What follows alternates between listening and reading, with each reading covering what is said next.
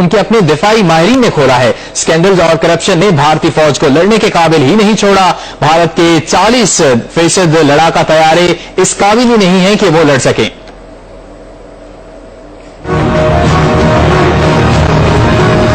बरतानवी जरीदे economist ने report शाया की है जिसने भारत की फौजी सलाहियत का भांडा फोड़ कर रख दिया है। रिपोर्ट में बताया गया है कि भारत की फौज कागजी तौर पर तो बहुत मजबूत लगती है, मगर हकीकत इसके बिल्कुल बरक्स है। भारत ने दुनिया भर से खरीद कर असलहा के तो अंबार लगा दिए हैं, मगर इसने फौज की तंजीम नौ पर कोई तवज्जो नहीं दी। भारतीय दिफाई तज्जियाकार अजय शुक्ला का कहना है कि कागजी तौर पर भारतीय फजाइया 2000 लड़ाका तैयारों के साथ दुनिया की चौथी बड़ी फजाइया है, मगर अमली तौर पर उनमें से 40% तैयारे उड़ने के काबिल ही नहीं रहे। भारतीय बहरिया की हालत इससे भी पतली है, जिसका फख्र MiG-29 तैयारों को समझा जाता है, मगर समंदर में इन तैयारों को उड़ान के लिए तैयारा बरदार बहरी जहाज 15 साल से जेर तकमील है और 2023 से पहले ऑपरेशनल नहीं हो सकता।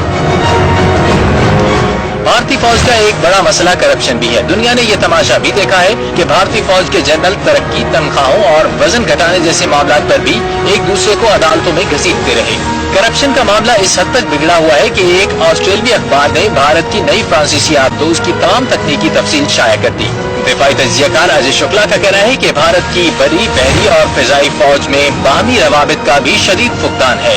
तीनों अफवाज के हुकाम ताउन की बजाय एक दूसरे को नीचा दिखाने में लगे रहते हैं। वजारत दिफा में सियासी भर्तियों की भरमार है, जिससे मामला खराब है। भारतीय दिफाई तज्जियाकार अभिजीत मित्रा का कहना है कि भारतीय फौज का हाल इस जनरल फिजिशियन की तरह है जिसे जबरदस्ती सर्जरी पर लगा दिया गया हो।